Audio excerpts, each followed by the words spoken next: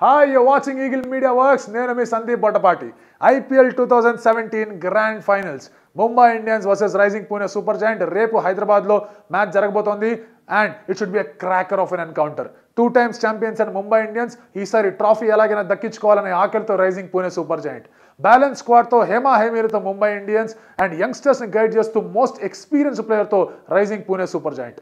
And ఈ ఎడిషన్లో 3 సార్లు ఈ రెండు జట్లు తడబడ్డాయి అండ్ 3 సార్లు కూడా Rising Pune super joint Mumbai ఇండియన్స్ని ఓడించింది. So edge Rising Pune super joint వైపు ఉన్నా కూడా కోల్కతా నైట్ రైడర్స్ని బాగా అసలు సునాయాసంగా ఓడించి ఒక కాన్ఫిడెన్స్తో ముంబై ఇండియన్స్ ఫైనల్లోకి అడుగుపెడుతుంది.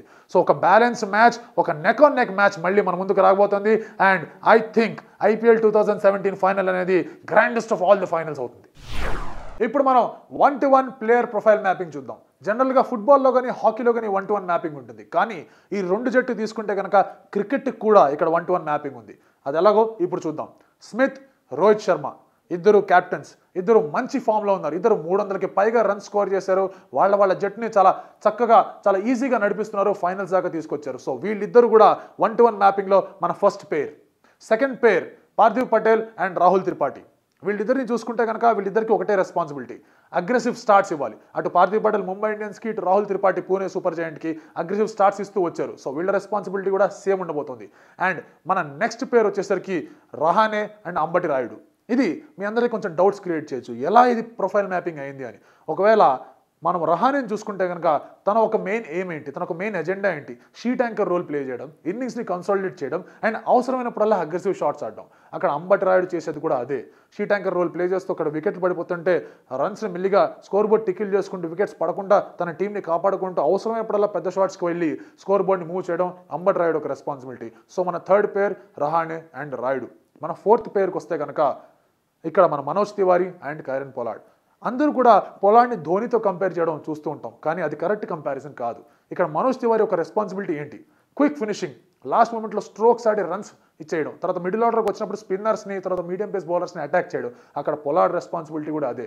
ఎండింగ్ ఇంపిటస్ ప్రొవైడ్ చేయడానికి పొలార్డ్ ఉన్నాడు, ఎండింగ్లో ఫైనల్ షాట్స్ ఆడడానికి ఇక్కడ మనకు మనోజ్ తివారీ ఉన్నాడు. ఇది మన ఫోర్త్ పేర్. రైట్, ఇప్పుడు మనం ఫిఫ్త్ మ్యాపింగ్ ఏంటో చూద్దాం. ఇక్కడ ఫిఫ్త్ మ్యాపింగ్ ఏంటంటే ఇది కూడా ఒక సర్ప్రైజ్ ఉండొచ్చు. పూణే నుంచి శార్దుల్ ఠాకూర్ అండ్ ముంబై ఇండియన్స్ నుంచి Jasprit Bumrah. Jasprit Bumrah toe crushing yorker చేస్తాడు, చాలా పర్ఫెక్ట్ యార్కర్ చేస్తాడని చెప్పేసి కూడా ఒక రెప్యుటేషన్ ఉంది. అక్కడ శార్దుల్ ఠాకూర్ కూడా చూసుకుంటే కనుక లాస్ట్ ఓవర్స్లో డెత్ ఓవర్స్ తను కూడా చక్కటి బౌలింగ్ చేస్తున్నాడు. బుమ్రా స్టాండర్డ్స్కి మ్యాచ్ కాలేకపోయినా ఈ పరిస్థితుల్లో టీమ్స్ ఒక మ్యాపింగ్ చూసుకుంటే ఖచ్చితంగా జస్ప్రీత్ బుమ్రాకి తలదన్నేవాడు Shardul Thakur. And next pairing Washington Sundar, Karan Sharma. ఇద్దరు రెస్పాన్సిబిలిటీ కూడా ఒకటే, టాప్ ఆర్డర్ బ్యాట్స్మెన్ని వికెట్స్ తీయడం. పవర్ ప్లేలోనే వాళ్ళిద్దరు బౌలింగ్ చేయడం జరుగుతుంది, పవర్ ప్లేలోనే బ్యాట్స్మెన్ని కట్టడి చేయడం జరుగుతుంది, వాళ్ళు వికెట్స్ తీసే ప్రయత్నాలు కూడా వాళ్ళు చేయడం జరుగుతుంది. కాబట్టి ఇది సిక్స్త్ మ్యాపింగ్. ఇప్పుడు మనం అడ్వాంటేజెస్ గురించి మాట్లాడుకుందాం. ముంబై ఇండియన్స్ అడ్వాంటేజెస్ గురించి వస్తే కనుక ఇద్దరు ఆల్రౌండర్స్ ఉన్నారు, హార్దిక్ పాండ్యా, కృణాల్ పాండ్యా. అండ్ వాళ్ళకి ఇంకొక ఫాస్ట్ బౌలర్ మిచెల్ జాన్సన్ రూపంలో కూడా ఒక అడ్వాంటేజ్ ఉంది. అండ్ బౌలింగ్ లగ్జరీస్ వాళ్ళకు ఉన్నాయి. అండ్ పూణేకి వస్తే కనుక వాళ్ళకున్న ఏకైక advantage 7 times finalist, 2 times championship winner, 2 times championship CLT T20 winner Mahendra Singh Dhoni వాళ్ళ టీంలో ఉన్నాడు. మహేంద్ర సింగ్ ధోని వాళ్ళ టీంలో ఉంటే ఒక రకమైన బలం చేకూరుస్తుంది ప్రతి ఒక్క టీంకి. సో మహేంద్ర సింగ్ ధోని ఒక అడ్వాంటేజ్ పూణేకుంటే, ఒక అడిషనల్ ఆల్రౌండర్స్ అనే అడ్వాంటేజ్ ముంబై ఇండియన్స్కి ఉంది. సో ఇక హైదరాబాద్ పిచ్ విషయానికి వద్దాం. మనందరికీ తెలిసిందే హైదరాబాద్ పిచ్ ఒక బ్యాటింగ్కి బాగా అనుకూలించే పిచ్ అండ్ కొంచెం బౌన్స్ ఉండే పిచ్. ఆ బౌన్స్ ఉన్నప్పుడల్లా కూడా ఫాస్ట్ బౌలర్స్ కొంచెం అడ్వాంటేజ్ ఉంటుంది అండ్ స్పిన్నర్స్ కూడా ఒక మంచి అడ్వాంటేజ్ ఉంటుంది. ఎందుకంటే బౌన్స్ ఉన్నప్పుడల్లా స్పిన్నర్స్ బాగా లీథల్గా తయారవుతారు అండ్ ఫాస్ట్ బౌలర్స్ బాగా ఉన్న ముంబై ఇండియన్స్కి ఇది ఒక అడ్వాంటేజ్గా మారచ్చు. ఎందుకంటే అక్కడ బుమ్రా ఉన్నాడు, మిచెల్ జాన్సన్ ఎవరైతే బౌన్స్ మీద రిలే అవుతారో తనకు కూడా మంచి సహకారం చేకూరుస్తుంది పిచ్. అండ్ అలాగే హార్దిక్ పాండ్యా లాంటి ఒక ఆల్రౌండర్ మీడియం పేస్ బౌలర్కి ఒకవేళ పొలార్డ్ కనుక బౌలింగ్ చేయాల్సి వస్తే తనకు కూడా అనుకూలించే పిచ్ మన హైదరాబాద్ పిచ్.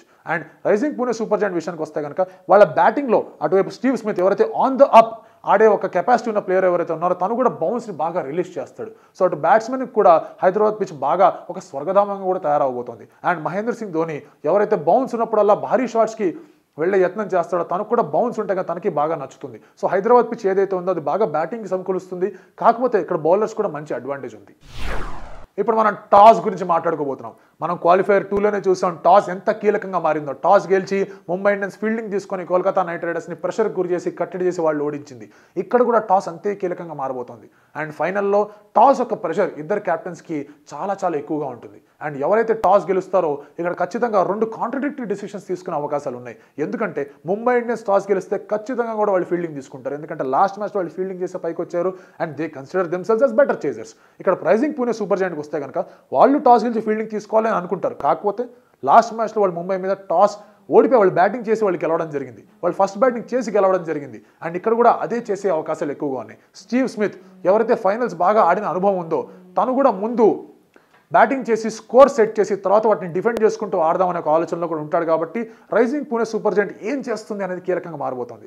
ఒక జోక్ చెప్పాలంటే స్టీవ్ స్మిత్కి చాలా మంది చాలా రకాలుగా అడ్వైజ్ ఇస్తూ ఉంటారు. బాస్ నువ్వు బ్యాటింగ్ తీసుకో, బాస్ నువ్వు ఫీల్డింగ్ తీసుకో, బాస్ బ్యాటింగ్ తీసుకోవాలి 170 కొట్టి వాళ్ళకి టార్గెట్ ఇద్దాం, బాస్ బౌలింగ్ తీసుకుందాం వాళ్ళని కట్టడి చేద్దాం అని చెప్పేసి. సో ఇలాంటి ఒక మూమెంట్లో స్టీవ్ స్మిత్ అనుకుంటూ ఉండొచ్చు టాస్ ఓడిపోతే బాగుండు, మనం మ్యాచ్ మీద కాన్సన్ట్రేట్ చేయొచ్చు అని చెప్పేసి. సో డెఫినెట్గా టాస్ అనేది చాలా కీలకంగా మారబోతుంది.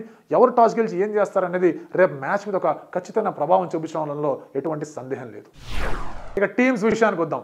2 టీమ్స్ కూడా చాలా స్ట్రాంగ్ టీమ్స్. వాళ్ళు ఏ ఒక్క చేంజ్ కూడా చేయరు వాళ్ళ టీమ్స్లోంచి.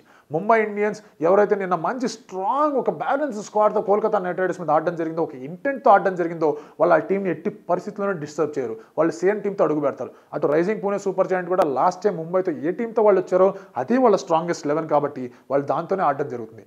దురదృష్టవశాత్తు ఎవరికైనా ఇంజరీస్ జరిగితే తప్ప ఇరు టీంలు కూడా వాళ్ళ టీమ్స్లో ఎటువంటి మార్పులు చేయవు. ఇంకా ఈ ఫైనల్లో ఫేవరెట్స్ ఎవరు అని అడిగితే కనుక అది ఖచ్చితంగా ఒక క్రికెట్ అభిమానిగా, ఒక క్రికెట్ ఫాలోవర్గా ముంబై ఇండియన్స్ అనే చెప్తాం. ఎందుకంటే వాళ్ళకు ఒక చరిత్ర ఉంది, వాళ్ళు బాగా ఆడతారు, వాళ్ళకు ఇంటెంట్తో ఆడతారు, వాళ్ళకు బాడీ లాంగ్వేజ్ చాలా స్ట్రాంగ్గా ఉంటుంది, వాళ్ళకు ఒక ఎక్స్పీరియన్స్ ఉంది, వాళ్ళకు బ్యాలెన్స్ స్క్వాడ్ ఉంది అండ్ చాలా పర్ఫెక్ట్ స్క్వాడ్ వాళ్ళకు ఉంది. కాబట్టి హేమీలో ఒక ఎక్స్పీరియన్స్ కూడా ఉంది కాబట్టి ముంబై ఇండియన్స్ అనే ఫేవరెట్స్ అని చెప్పుకోవాలి. కాకపోతే రైజింగ్ పూణే సూపర్ జైంట్స్ 3 సార్లు వాళ్ళకి షాక్ ఇచ్చింది.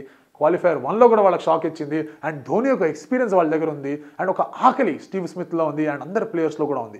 అందరు టీం ప్లేయర్స్ కూడా వాళ్ళు ప్రూవ్ చేసుకుందామని ట్రాఫీ ఎట్టి పరిస్థితుల్లో మాకే దక్కాలని ఒక దృఢ నిశ్చయంతో ఆడుతున్నారు. కాబట్టి వాళ్ళు మళ్ళీ వీళ్ళకి షాక్ ఇచ్చే అవకాశాలు పుష్కలంగా కనిపిస్తున్నాయి. సో ఇది ఒక strong neck on neck encounter and it should be a cracker of an encounter and grandest of the finals of IPL. ఇది ఫైనల్స్ యొక్క ప్రీ మ్యాచ్ అనాలిసిస్. ఫైనల్స్ అయిపోయిన తర్వాత పోస్ట్ మ్యాచ్ అనాలిసిస్తో మళ్ళీ నేను మీ ముందుకు వస్తాను. అండ్ ఇలాంటి స్పోర్ట్స్ అనాలిసిస్ వీడియోస్ మరిన్ని కోసం like and subscribe eagle media works. Like and subscribe Eagle Media Works.